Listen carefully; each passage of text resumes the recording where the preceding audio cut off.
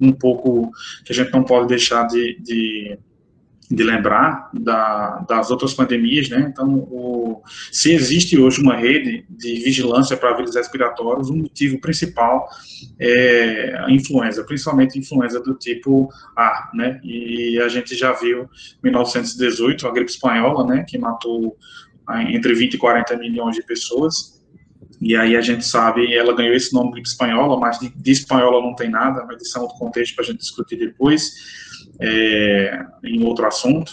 A gente teve também, só mostrar para vocês o contexto, né, de outra pandemia, que também foi causada por um influenza A, só que do subtipo H2N2, e aí mais à frente, outra pandemia, né, em 1968, foi chamada gripe de Hong Kong, um outro subtipo causado por H3N2 nesse caso. Então, a gente tem uma vigilância muito robusta de influenza, e aí essa vigilância ela foi utilizada para SARS-CoV também. Então, basicamente, aqui é só uma figura para mostrar a vocês, né, da que a gente conhece, né, como eu falei, da gripe espanhola, e mostrar que nem sempre a virulência, ela está diretamente, na verdade, que ela é a causadora direta de várias mortes, né? Então a gente tem aqui um contexto mostrando como era o isolamento dos indivíduos naquela época. Era uma época que a gente não tinha antibióticos também para poder combater as infecções secundárias que são comuns em pacientes que têm infecções virais. Então mostrando que existem vários fatores que estão associados dentro de uma pandemia que podem levar um indivíduo à morte.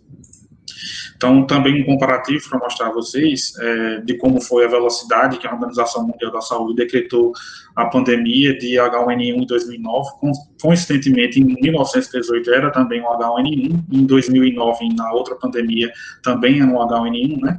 Esse H, só a título de curiosidade, a gente classifica os tipos de influenza A de acordo com a hemaglutinina e a neuroamilidase, por isso esse H e esse N. E aí a gente teve essa pandemia em 2009 também causada por esse subtipo H1N1.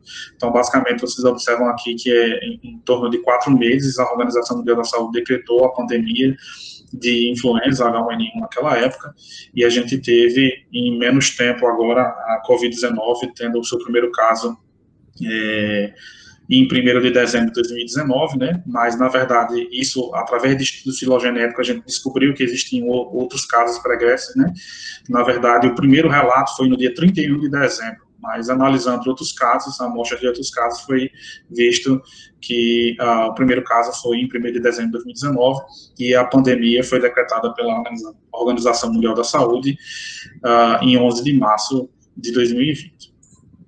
Então, para vocês entenderem como é a logística da rede, não só brasileira, mas a rede que interliga outros países, né, os países que fazem parte da Organização Mundial da Saúde, aqui no Brasil, todos os estados têm um laboratório central, como eu falei a vocês, e aí para a rede de vigilância de vírus respiratórios, a gente tem 3 laboratórios de referência nacional, um deles é o Instituto Evandro Chagas, em Belém, que toma conta da rede estadual do LACENS, de toda a região norte e de quase toda a região nordeste, exceto a Bahia.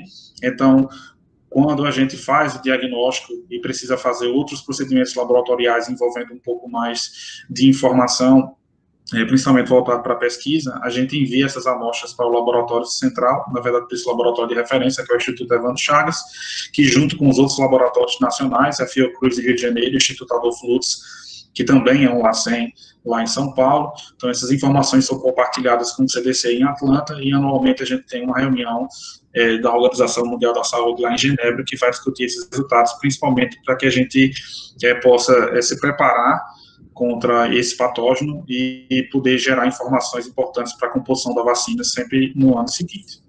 Eu trouxe 2 eventos aqui para mostrar a vocês a importância do que a gente está sempre fazendo a vigilância epidemiológica associada à vigilância laboratorial para impedir que patógenos que outrora possam estar chegando aqui no Brasil, que a gente impeça que esses patógenos se estabeleçam aqui. Então, é muito importante que a gente esteja alinhado, um serviço bem robusto para impedir que esses patógenos se estabeleçam em outras regiões do mundo que até então não estavam presentes. Então, basicamente, eu trouxe aqui um indivíduo, né, que saiu de Recife, foi para Rio de Janeiro, com destino a Paris, depois ele foi para Bangkok, na Tailândia, passou pelo Camboja, passou pelo Amsterdã e chegou na Escócia, onde nessa época estava acontecendo um surto de H7N9, que é um subtipo de influenza A, que não circula aqui no Brasil e que também não é contemplado na vacina do Brasil. Então, trazer um vírus como esse, que também é de uma virulência importante, como o H1N1, para aqui, para dentro do nosso país,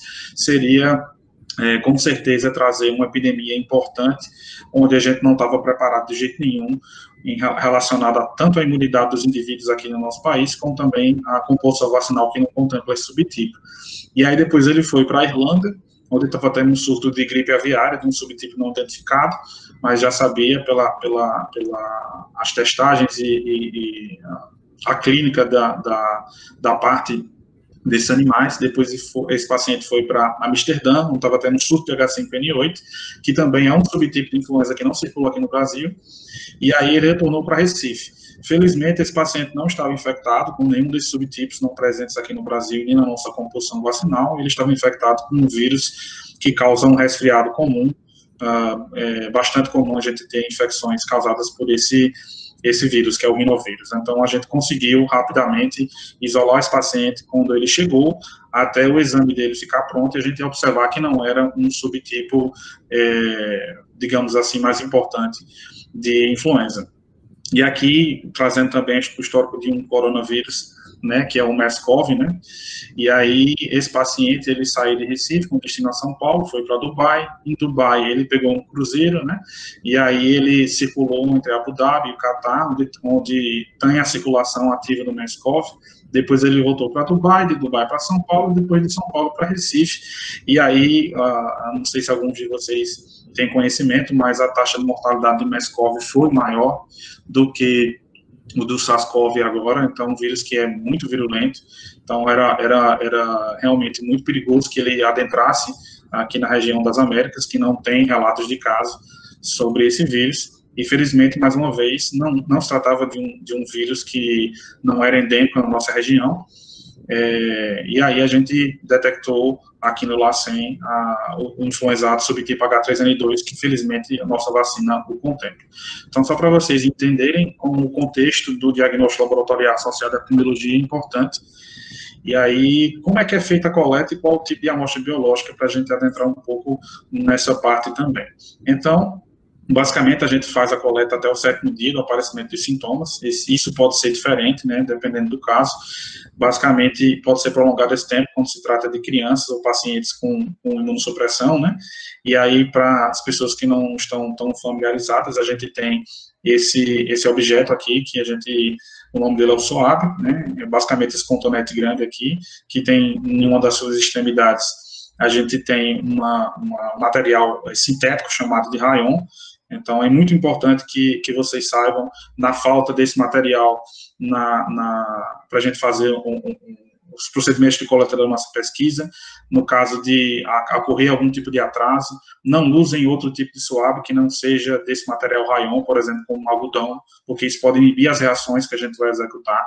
Então, é muito importante que vocês utilizem o material que a gente vai estar enviando, porque ele está direitinho, corretamente, para a gente fazer a nossa coleta, certo? Então, não pode ser de algodão ou outro material, tem que ser esse material chamado rayon. E aí a gente vai introduzir isso para fazer a coleta da nasofaringe e orofaringe.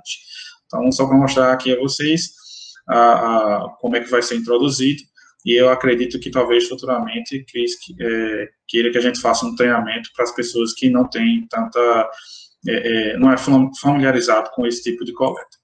Então, só para mostrar para vocês aqui, um paciente sendo coletado, né, um estagiário nosso aqui que serviu de cobaia, para a gente ter essas fotos e poder mostrar. E aí, essa coleta vai acontecer tanto na nasofaringe como na orofaringe, vai ser colocado num tubo similar a esse aqui, onde vai ter um meio de transporte viral, e esse material vai ser encaminhado para o LACEN. Então, é importante também falar, pode ser que nós tenhamos algum caso que tenha evoluído para óbito, e é muito importante que vocês saibam que essa coleta ela deve acontecer pelo SUAB até 12 horas após a morte desse indivíduo.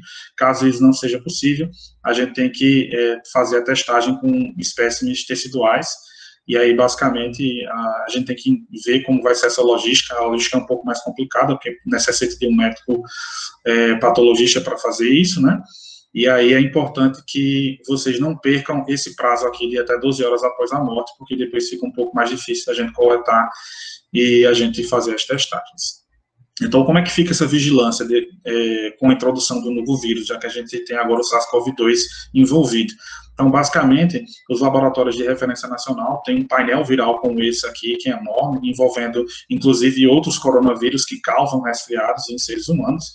E o LACEN em Pernambuco, por exemplo, está se preparando para começar a testagem, né, de caso seja negativo para SARS-CoV-2 e influenza A e B, a gente testar um painel viral maior para que a gente evidencie qual vírus foi o causador, se é que é um patógeno, se é que foi um patógeno viral causador daquele quadro clínico, e a gente pode estar também incluindo isso no nosso contexto da pesquisa que a gente quer executar. Então, como eu prometi, eu tinha colocado essa figurinha lá no slide, para mostrar a vocês aqui, eu acredito que esteja um pouco mais visível. Então, basicamente, a gente tem aqui, para entender um pouco da filogenética, né, do SARS-CoV, a gente tem aqui os coronavírus, né, que estão conhecidos até hoje, então todos fazem parte da família Coronaviridae, que tem 4 gêneros, o alfa, o beta, o gama e o delta, e a gente tem aqui, para vocês entenderem por que o SARS-CoV se tornou SARS-CoV-2, então, o SARS-CoV-1, na verdade, por que o nome ficou SARS-CoV-2, né? Antes do surgimento do SARS-CoV-2, a gente só tinha o SARS-CoV, e ele é classificado aqui como um beta-coronavírus, certo?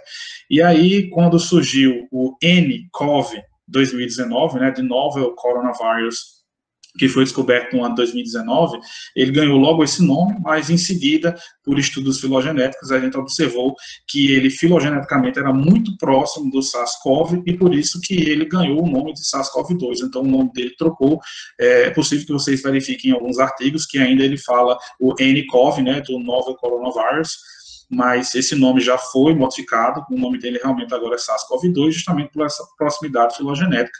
A gente tem aqui o MERS-CoV, como eu falei para vocês, que também é um beta-coronavírus, mas desse subgênero C, e nós temos aqui em vermelho outras cepas, né, de coronavírus que causam resfriados, totalizando 7 tipos de coronavírus capazes de infectar seres humanos. Só para a gente entender um pouco do contexto filogenético, sem adentrar muito em detalhes que talvez sejam desnecessários agora. Eu coloquei também, para explicar a vocês aqui um pouco do que a gente já fez aqui em Pernambuco, né, para mostrar como foi que a Covid-19 se estabeleceu. A gente publicou recentemente esse artigo, né, e a gente verificou as características, né, laboratoriais, epidemiológicas e demográficas dos primeiros 557 casos de Covid-19 aqui em Pernambuco. Então, se vocês quiserem dar uma conferida depois, tem muita coisa interessante que a gente viu nesse paper. Eu trouxe algumas coisas que a gente pode reproduzir no nosso contexto. Eu não vou adentrar muito nessa parte de análise espacial, mas foi uma coisa bastante interessante que a gente mostrou, como foi que o vírus se estabeleceu aqui, né? Então, a gente fez um estudo aqui baseado numa análise espacial de densidade de kernel para mostrar a aglomeração dos casos, e de acordo com os bairros aqui na cidade de Recife, e a gente verificou a renda domiciliar média dos bairros aqui de Recife, verificou que muitos bairros com poder aquisitivo alto estavam envolvidos nas aglomerações de números de casos aqui em Pernambuco, e aqui a gente embaixo colocou as cidades, né, em relação à quantidade de casos até o momento. Então, depois a gente pode conversar melhor sobre isso, que é uma análise bem interessante para a gente incluir também no nosso contexto. E aqui, para vocês observarem, é uma das coisas que a gente vai executar, só que a gente vai aprimorar no nosso estudo, e eu coloquei aqui mais um resultado desse paper que a gente publicou, que vocês podem observar que é um gráfico, né, dos dias após o início dos sintomas, na verdade, os dias que se passaram, né, após o início dos sintomas até o diagnóstico, e aqui tem uma siglazinha que é SCQ, que pode ser chamada de CQ ou CT, né, isso é uma sigla para Cycle Quantification, ou então Cycle Threshold, que basicamente mostra como os indivíduos foram diagnosticados e o tempo, né? E aí a gente consegue inferir a carga viral. No próximo slide eu falo para vocês por que inferir. No nosso estudo a gente vai dar um passo à frente com isso, a gente não vai fazer uma inferência, a gente vai quantificar de forma absoluta a carga viral, então isso vai ser um passo a mais no diagnóstico. Então, basicamente, a gente observou corroborando com o que a gente já fazia, né? Então, observem aqui que esses pontos aqui são os casos que a gente diagnosticou, e observem que quanto mais o tempo vai passando, a gente começa, basicamente, a partir aqui do 10º dia, a diagnosticar menos os casos de coronavírus, basicamente porque a gente sabe que o vírus vai circular entre o primeiro e o 10º dia, então é basicamente esse período que é o período ideal para a gente utilizar a técnica de RT-PCR para fazer o diagnóstico, e aí é muito importante que a gente verifique isso para poder não passar do tempo e executar um diagnóstico de forma equivocada. E aí a gente observa que esse número de casos ele vai acabar diminuindo, né? Existem alguns casos que a gente consegue detectar, então a gente colocou aqui um caso que em Pernambuco é o recorde até agora, um caso de um paciente que continuava com o vírus 39 dias após o início de sintomas, só que são casos extras isso. E a gente também observou agora em relação à inferência de carga viral, como eu coloquei nesse slide aqui para vocês, a gente fez uma comparação entre casos graves e casos leves, baseado no tempo de sintomas que eles tinham. Então, basicamente, a gente comparou casos graves e leves que tinham até 7 dias de sintomas, a gente não encontrou diferença estatística significante na carga viral entre esses dois grupos, comparou também casos graves e leves que tinham de 8 a 14 dias de sintomas, a gente não encontrou também diferença estatística nesse grupo, mas quando a gente avalia um caso grave com um caso leve que tinha mais de 14 dias do início dos sintomas, a gente observa que a gente encontra uma diferença estatística nisso. Então, por inferência da carga viral, a gente já conseguiu ter esse resultado. Quando a gente for fazer análise da carga viral de forma absoluta, eu creio que a gente vai ter resultados ainda mais promissores. E aí é só para mostrar o contexto de mais um dado que a gente vai gerar relacionado à parte de carga viral num contexto nosso, né, de manifestação neurológica e coronavírus.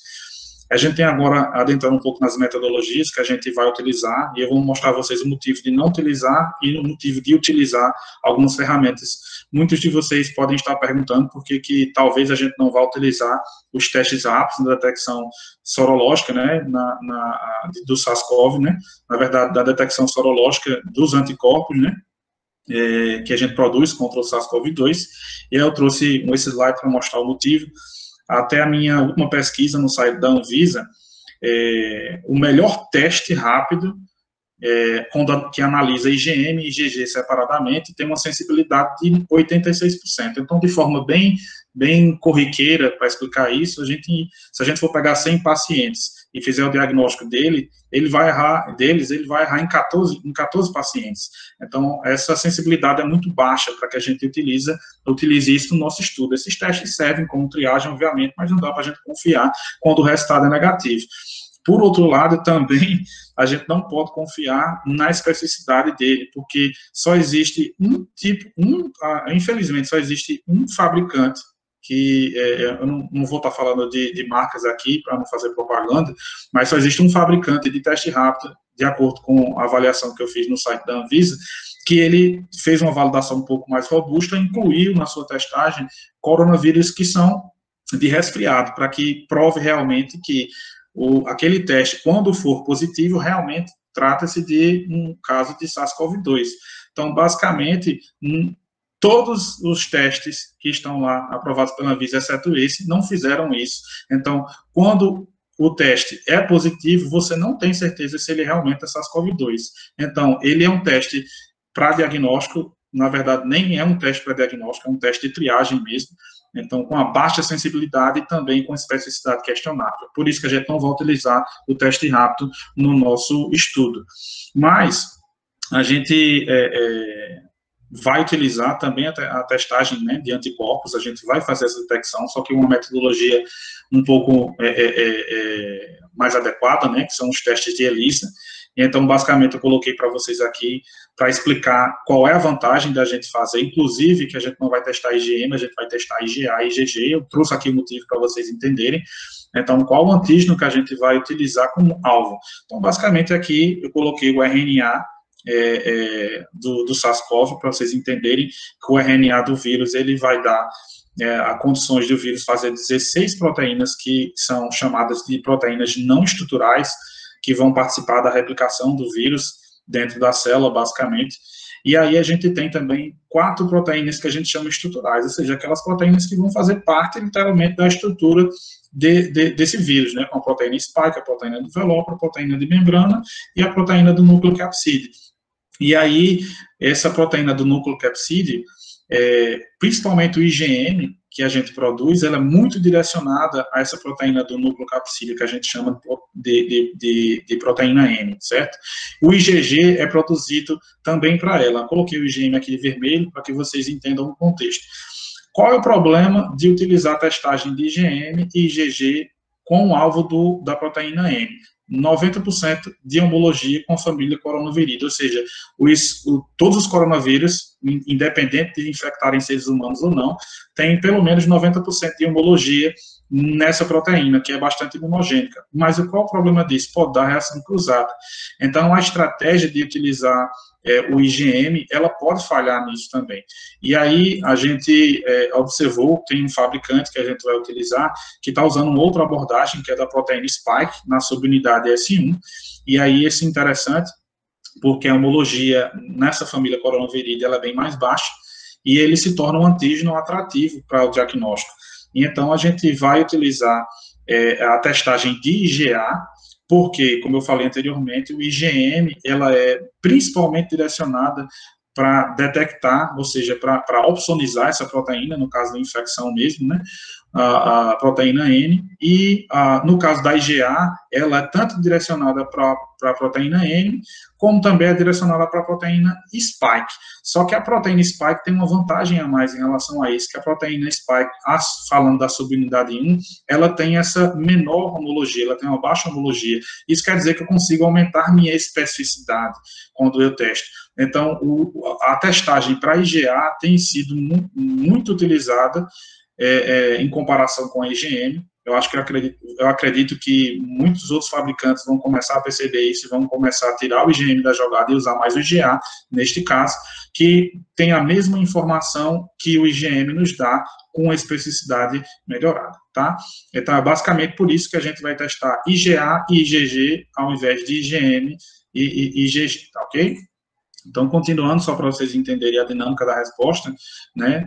Então, mostrando aqui o paciente, né? Quando ele entra em contato com o vírus, depois ele entra na fase sintomática, né? E, basicamente, depois ele começa a produzir a resposta.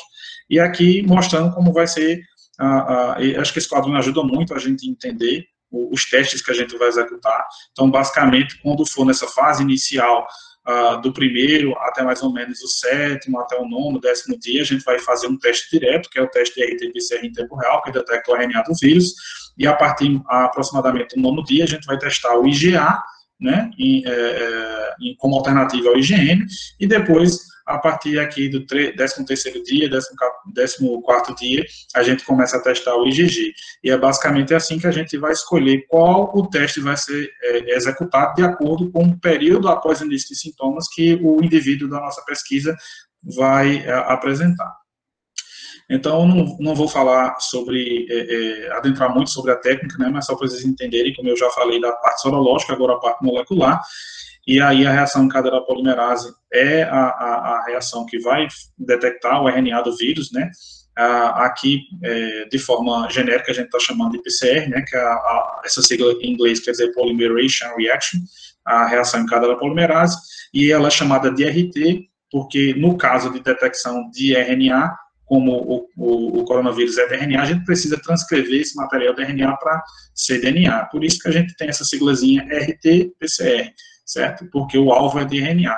Então, basicamente, a gente vai colocar em um tubo de reação os componentes que a gente utiliza para fazer a replicação desse DNA in vitro. Aqui é a representação de um tubo, colocando todos esses componentes.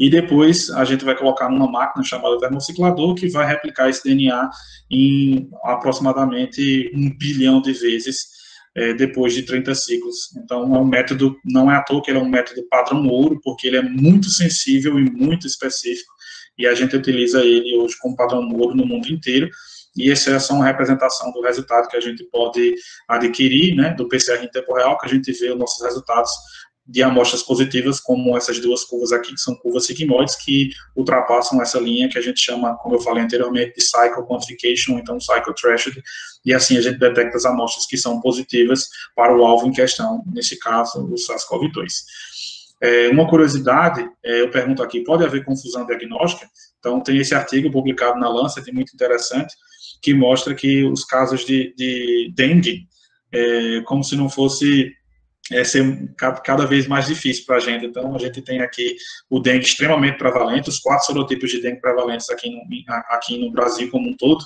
e a gente ainda pode ter a confusão, né, de ter um resultado falso positivo para dengue quando se tratar de SARS-CoV-2. Então, é muito importante que vocês aí na clínica estejam nos ajudando com isso. É muito importante a gente observar esse quadro, que a gente pode tentar gerar ainda mais resultados em relação a isso, tentar ver um mecanismo que a gente possa elucidar esses casos que podem ser de dengue ou de SARS-CoV-2 e podem nos confundir. Então, só mostrar para vocês que nós provavelmente vamos nos deparar com esse tipo de problema.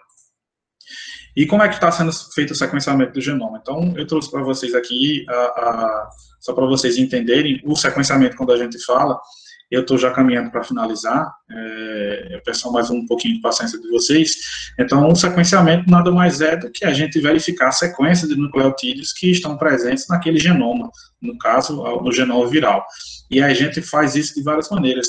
Uma maneira que está sendo bastante utilizada é essa tecnologia, né, que inclusive é uma tecnologia da empresa, né, a Oxford Nanopore, lá na Inglaterra, e basicamente esse aparelho chamado MinION, ele vai fazer o sequenciamento rápido desse material genético, e aí foi essa tecnologia que foi utilizada em vários locais do mundo, inclusive no Brasil, para sequenciar o genoma do SARS-CoV-2 em 48 horas, né? Então, tem esses nanoporos, por isso que chama de sequenciamento por nanoporo, e essas moléculas de RNA ou de cDNA vão ser direcionadas por esse nanoporo, que vai abrir essa fita, né, no caso, essa fita aqui de cDNA, e aí essa molécula vai passando por esse nanoporo e vai acontecer uma reação química, né, e vai gerar essa informação específica, né, cada nucleotídeo que está passando por aqui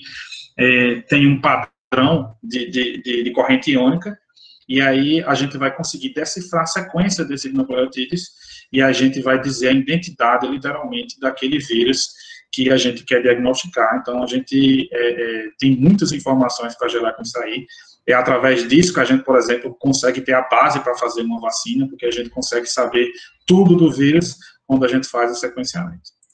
Então, só também para mostrar que essa tecnologia foi utilizada de forma muito importante na epidemia de Ebola, né, para poder contribuir com esse tipo de abordagem na parte de filogeografia. Então, basicamente, você consegue saber de onde o vírus veio, onde o vírus está e para onde o vírus vai, através de estudos como eu falei para vocês, de filogeografia. Então, aqui está mostrando essa animação. Aqui à direita vocês conseguem ver a parte filogeográfica, né, na parte filogenética, que é utilizada para esse mecanismo, né, de análise filogeográfica, e a gente consegue saber a sequência de todo esse material e contribuir também na análise epidemiológica, que a gente está dando um passo a mais agora. A gente está saindo desse âmbito da análise, da vigilância epidemiológica, para também partir para a vigilância genômica. Então, a gente também precisa fazer isso, vigiar a parte molecular do vírus, para que a gente possa conseguir combater com mais eficiência essa infecção. Então, basicamente, era isso. Aqui eu mostro mais uma vez o laboratório central aqui de Pernambuco, o nosso LACEN, e agradeço sempre pela oportunidade de poder estar contribuindo. E meu e-mail é esse, se vocês tiverem dúvida, né, jurandir.magalhães@upe.br. E também eu sempre coloco meu Instagram, se alguém tiver curiosidade de seguir, para que eu sempre estou colocando informações voltadas ao diagnóstico de várias doenças de notificação compulsória. Então, muito obrigado e estou aí para as perguntas.